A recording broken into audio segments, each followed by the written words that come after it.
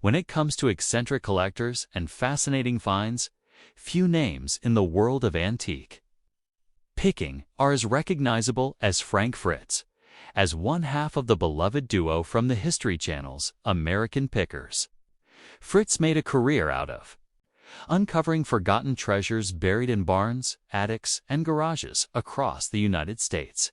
But when rumors began to circulate about what was discovered in his own garage after he stepped away from the show, fans and collectors alike were stunned in soon. Speechless. Frank Fritz's garage wasn't just a place to park a vehicle or stash. Some tools it was a time capsule of American history.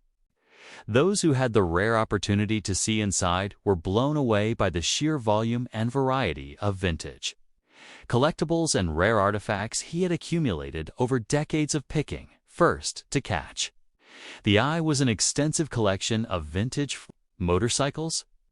This wasn't entirely surprising, given Fritz's well-known passion for two-wheelers. Lined up with meticulous care, his collection included Harley-Davidsons from the 1930s, rare Indian motorcycles, and even a few European imports from the post-war era that are nearly impossible to find today.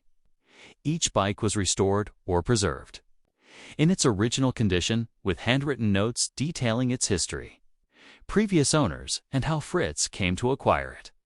But what truly took visitors by surprise was what lay beyond the motorcycles. A walk deeper into the garage revealed hundreds of vintage signs from long-gone American businesses, gas stations, diners, automotive brands, many of which had been featured in early American Pickers episodes. These weren't just tacked on walls for decoration.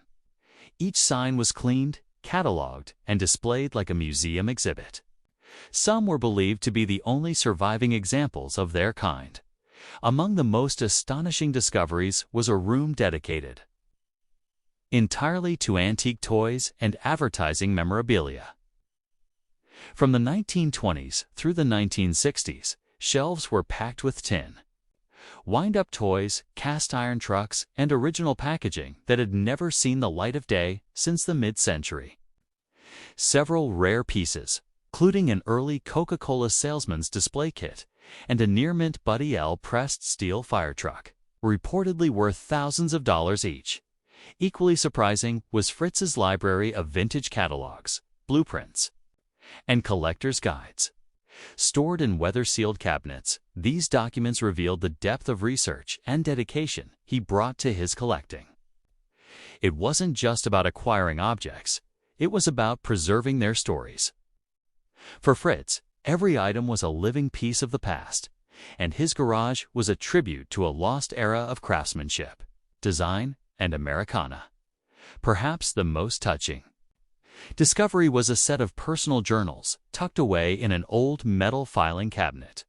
In them, Fritz had written not just about his finds, but about his experiences on the road, the people he'd met, and the emotional connections he had formed with everyday Americans whose lives were reflected in their possessions. These pages revealed a man who, despite his gruff on-screen demeanor, had a deep love for history and an even deeper appreciation for the people who made that history.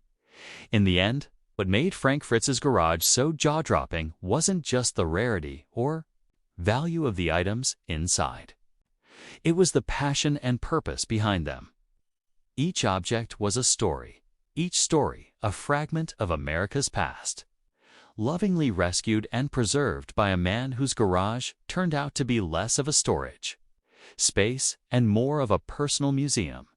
When word got out and photos surfaced, fans were stunned.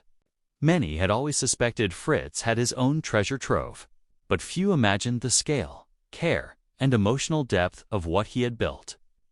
What they found in Frank Fritz's garage left everyone speechless, not just because of the collection's size or value, but because it reminded everyone of the power of memory, history, and the human desire to hold on to the things that matter.